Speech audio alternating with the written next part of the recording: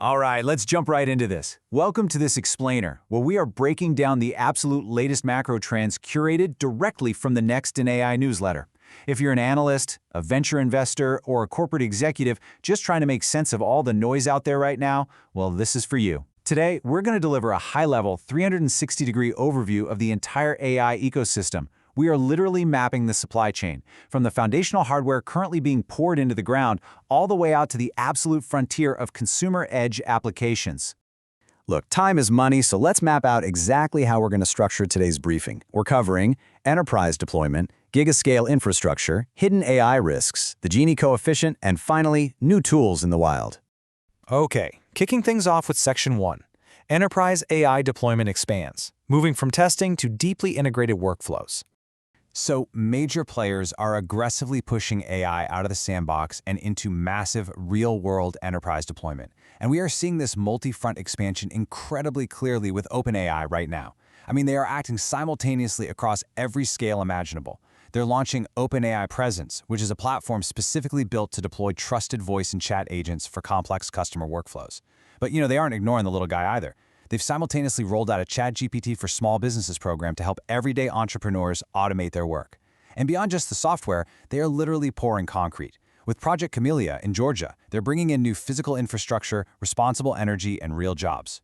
Oh, and to manage all of this crazy growth, they've just added financial and governance heavyweights David Velez and Robin Vince to their foundation and PBC boards. It's a full-court press on every possible front. But while OpenAI focuses so heavily on enterprise scaling and physical infrastructure, Anthropic is matching that momentum, just from a totally different angle.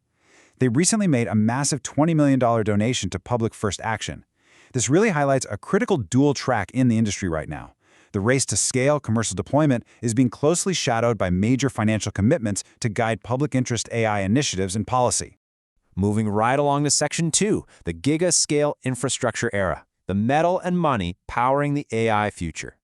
Of course, all of this enterprise software, these complex agents, and these big public initiatives, they require immense physical computing power. But with NVIDIA's new Vera Rubin platform and Spectrum 6, the story isn't just about raw mind-bending power, though it certainly has that, pushing us into what they're now calling gigascale AI factories. No, for investors, what really matters here are the economics. This new architecture promises the lowest token cost globally.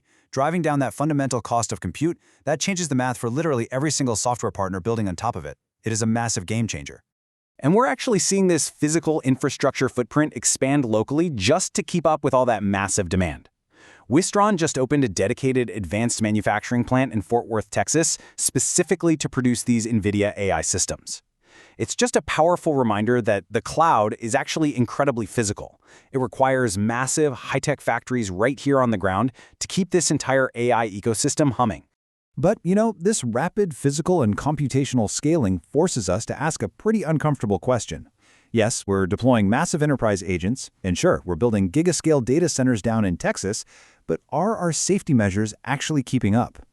A recent joint investigation between OpenAI and Hugging Face into a security incident during an AI model evaluation revealed some pretty advanced cyber capabilities. It showed us we still have major blind spots. Because at the end of the day, scaling compute also means scaling vulnerability. Which brings us to Section 3, uncovering hidden AI risks, shifting focus from science fiction to silent failures. I really want to highlight this brilliant insight from researchers Giorgi and Enkeleda Kosneci, featured in the newsletter, because it completely changes how we should be thinking about AI risk. They note that the most consequential failures aren't those dramatic, sci-fi doomsday scenarios. Instead, they are quiet. They're plausible rather than spectacular, and they're distributed across components rather than localized in a single output. For an enterprise leader, that is absolutely terrifying.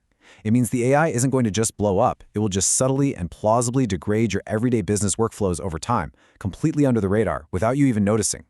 So to combat these exact silent failures, researchers are stepping up with some fascinating new tools. Take Research Arena, for example. As AI agents start automating their own R&D, this framework actively monitors them for covert sabotage. Over in healthcare, we have biosecurity surveillance, which is a verifiable benchmark to ensure AI agents actually infer the right analysis pipelines in pathogen genomics. And perhaps most impressively, there's a new drift adaptive architecture for the ICU. You see, standard clinical AI degrades silently as hospital protocols change. This new architecture strictly decouples patient physiology from those shifting hospital treatments, basically ensuring the AI doesn't quietly learn the wrong lessons over time. All right, Section 4, Measuring the Gini Coefficient, a new metric for human intent. As we establish better guardrails, we also need to fundamentally change how we actually measure success. And this introduces a fantastic new framework proposed in IEEE Spectrum. They call it the Gini Coefficient. Think of the classic fable, right? You rub the magic lamp, you ask the genie for a wish, and the genie grants it exactly as you worded it, but with disastrous, completely unintended consequences, because the genie didn't understand your underlying intent. The Gini coefficient measures that exact gap.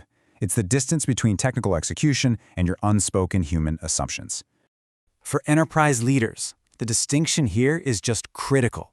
Traditional benchmarks only measure what an AI system is technically capable of doing. Can it write the code? Can it parse the data? Yes, sure. But the Gini coefficient aims to measure whether the AI actually does what you meant for it to do, truly aligning with your business goals and values. We are finally moving from measuring mere capability to measuring true alignment. And finally, Section 5, New Tools in the Wild, How Infrastructure and Safety Translate to Edge Products. To really see how this infrastructure and this intent measurement translates out on the frontier, just consider the sheer speed of developer activity right now. The recent launch of Remote OpenClaw on Product Hunt boasts over 13,000 servers, skills, and plugins specifically designed for AI coding agents. The ecosystem isn't just growing anymore, it is compounding daily as developers build tools specifically for other AI agents to use. You can see exactly where founders are applying AI today. We are moving so rapidly away from basic text generation and straight into highly specialized workflow automation. You've got Agent Academy turning Claude learning into this story-driven game, Overflight acting as a live AI radar scope, Figma AI running iterative email marketing that actually improves itself, and utilities like Agent Manager helping developers wrangle multiple Claude code sessions at once. It is incredibly practical, highly specialized tool building happening in real time. And looking beyond just standard software, the research points to some absolutely incredible physical applications on the horizon. Meta's open-source models are powering their Genesis mission projects. Researchers are detailing futures for drone computing that can spot wildfire sources within minutes or completely bypass ground congestion to deliver critical medical supplies. And brilliantly, socio-technical research is showing how generative AI can actually be used to foster social connectedness and ease crushing staff pressures in dementia care facilities. These applications are becoming deeply integrated into the very physical and social fabric of our world. So as you look across this entire ecosystem we've mapped out today, from the Gigascale data centers being built down in Texas, to the subtle safety guardrails in R&D, all the way out to the startup apps and the drones at the edge, I want to leave you with this ultimate question to consider. As we deploy this technology at absolute breakneck speed, are we building AI that simply follows our literal orders, or are we building AI that truly understands our intent? Because honestly, the answer to that question will determine the success of every single investment and enterprise deployment we've discussed today. Thanks so much for joining me for this explainer of the Next in AI newsletter. Stay curious, and I'll see you next time.